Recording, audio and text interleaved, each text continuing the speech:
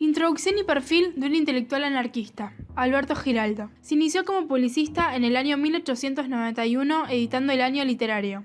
Esta publicación le abre las puertas del Ateneo, la cual fue una sociedad artística creada en 1892 por Rafael Obligado. Publicó su primer libro de poemas, Ahí van, en 1892.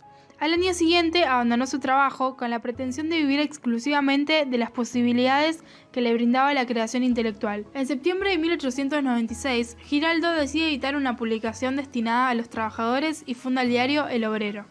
El objetivo que tuvo este diario fue llegar a esta clase directamente, sin mediaciones de ideas extrañas. Tenía un fuerte contacto con los trabajadores portuarios y una visión objetiva de las penurias y atropellos a los que estos obreros estaban sometidos.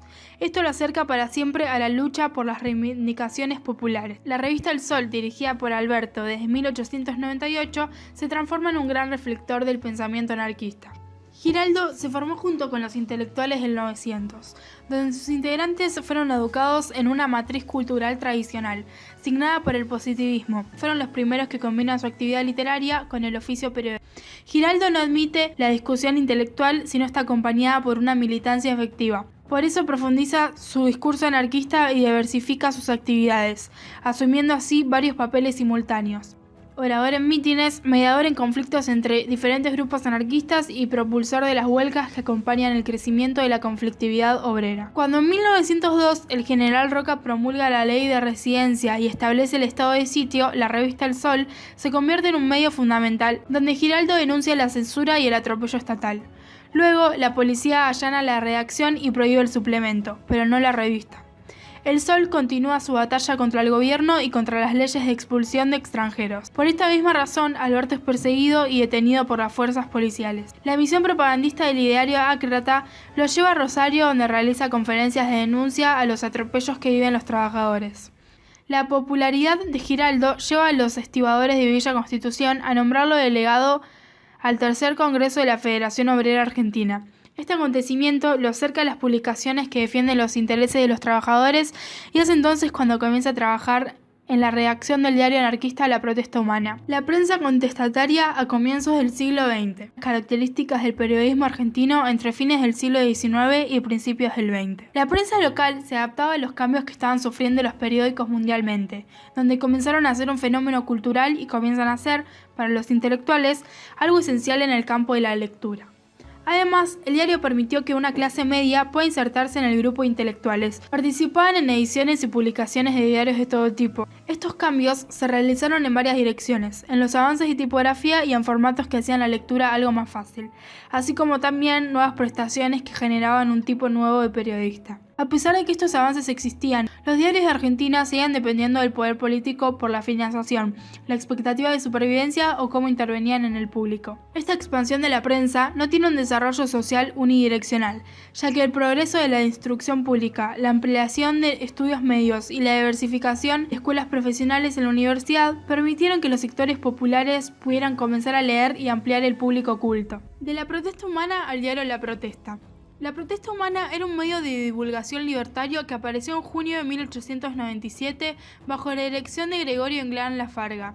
Su existencia estará relacionada al movimiento Ácrata en el país y publicaciones azarosas por la situación financiera y política del periodo. Su facilidad para editar los periódicos se debe a los bajos costos de impresión y a la libertad de prensa que existía. El diario La Protesta adopta el nombre cuando Juan Creague llega a la administración, momento en el que Alberto Giraldo se hace cada vez más frecuente en las páginas. Su incorporación hará que su revista Martín Fierro se convierta en un suplemento del diario. Después de la ley de residencia de 1902, que provocó una presión sobre los locales anarquistas, se produce el alejamiento de muchos predicadores del movimiento, pero la militancia atrae nuevos hombres que seguirán divulgando las ideas ácratas. A las persecuciones se le agregaron las dificultades económicas y en 1903 lanzan una campaña para aumentar su circulación, bajando el precio de 5 a 2 centavos. El segundo paso fue simplificar el nombre del diario. De este modo, La Protesta comienza a salir como diario a partir de febrero de 1904. A su vez, la incorporación de un equipo de redacción casi profesional habla de la preocupación del administrador por dar inmediata acogida a los reclamos obreros. Sumada a estas cuestiones, nace la necesidad de contar con una imprenta propia. En uno de los primeros intentos de la organización, el diario invita a los lectores a participar en sus páginas. La protesta agradecería a todos los compañeros de buena voluntad que manejan la pluma prestasen su colaboración, contribuyendo de esta manera a la obra común que todos nos hemos propuesto.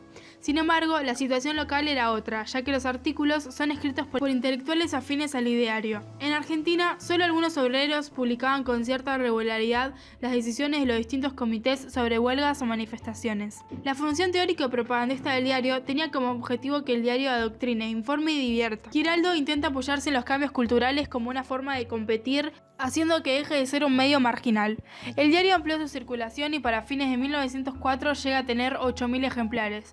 Como la base financiera no era suficiente, se realizan fiestas o eventos para generar ganancias y así cubrir los gastos.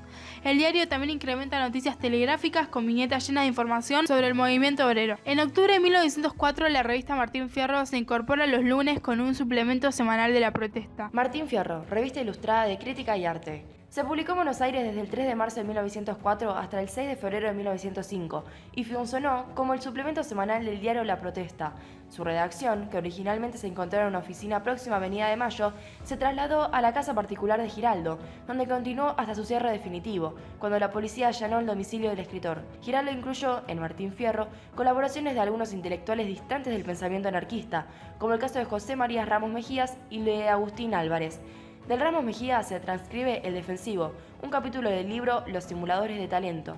La inclusión de uno de sus capítulos está justificada porque permite ligar la idea general de simulador con el perfil de políticos y periodistas, que engañaban con sus promesas a las clases populares. Martín Fierro salió a la calle con la intención de generar una corriente de opinión entre sus lectores dentro de un campo intelectual en este nuevo espacio que la revista de Giraldo intentó construir. Tuvieron una favorable acogida tanto las ideas plenamente anárquicas como aquellas que tenían algunos aspectos claves de una crítica general al sistema.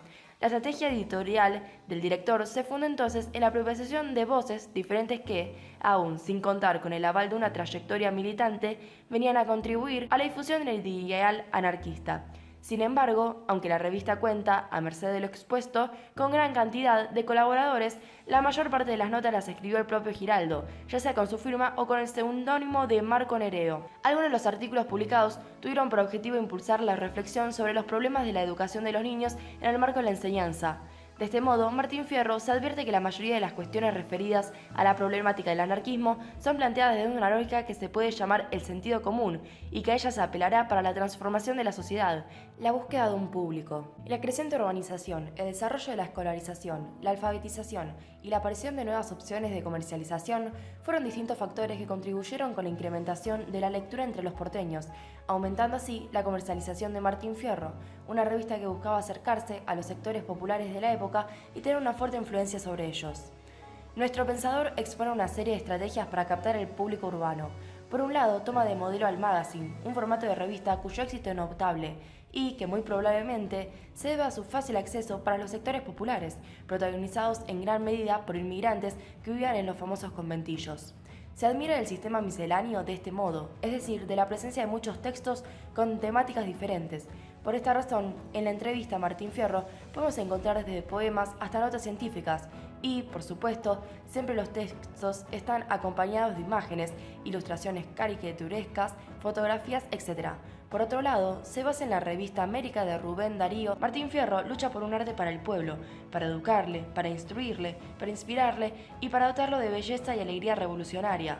A través de sus artículos, Giraldo afirma el principio anarquista de que el arte y la ciencia son piezas claves para la educación y la transformación del pueblo. Una de las características principales de esta revista es la presencia de un criollismo literario.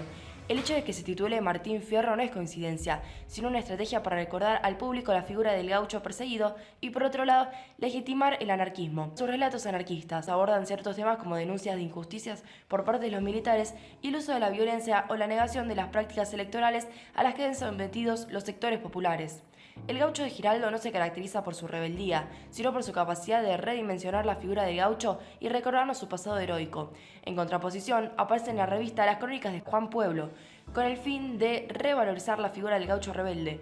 La literatura rural en Martín Fierro aborda situaciones y personajes que reflejan los sectores populares criollos, desplazados de sus lugares de origen e insertados en los ámbitos urbanos, y también los extranjeros, que buscan incorporarse a la vida social del país que los ha recibido. Así es como la temática gauchesca deja indicios, a través de cuentos, crónicas o poemas, de que este tipo de literatura tiene un público cautivo. Giraldo, a través de Martín Fierro, intenta quebrar la imagen que se pretendía afianzar desde la prensa burguesa. Las mujeres quieren leer. El público de Martín Fierro no fue exclusivamente masculino, ya que por estos años se ve la incorporación de las mujeres al universo de lectura. Las mujeres, alentadas por la lucha contra la opresión, relaciones desiguales de poder y explotación de la clase trabajadora, así como también los abusos de poder y sometimiento en el ámbito del matrimonio y la familia. Los tópicos feministas, al no encontrar una aceptación en los grupos anarquistas, se vieron incentivadas a crear un grupo feminista autónomo. Aunque el Martín Fierro no hable directamente de un relato de una mujer oprimida, al estilo de los publicados en La Voz de la Mujer, la preocupación de Martín Fierro trata de demostrar mediante relatos cortos, poemas, ilustraciones o notas científicas de la época la opresión de la mujer. En la mayoría de los relatos, la revista se focaliza en las mujeres que caen en la prostitución, que era representada como la única solución y salida de muchas mujeres que debían cuidar a sus hijos. Aunque el feminismo anarquista se dibuja en románticos relatos o poemas que abundan en Martín Fierro, en muchos artículos se aborda la igualdad sexual y la liberación de las mujeres como una asignatura pendiente y una obligación revolucionaria. Pero lamentablemente la propuesta sobre la igualdad y la división sexual del trabajo se introduce en este artículo, pero sin solución de continuidad. Algunas consideraciones finales.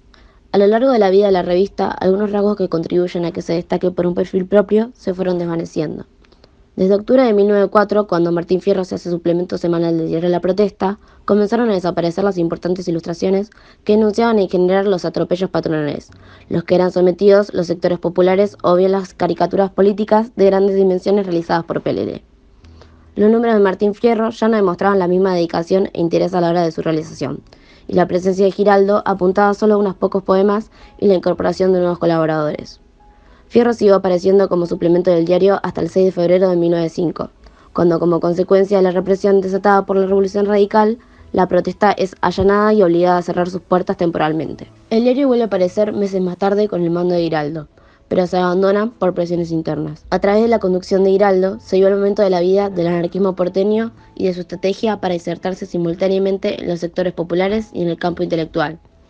Giraldo intentó incorporar dentro del diario los elementos propios de una prensa, que se venía modernizando desde el fines del siglo XIX, en el cual cuentan con los elementos de la edición como la presentación de los contenidos inaugurado por caras y caretas.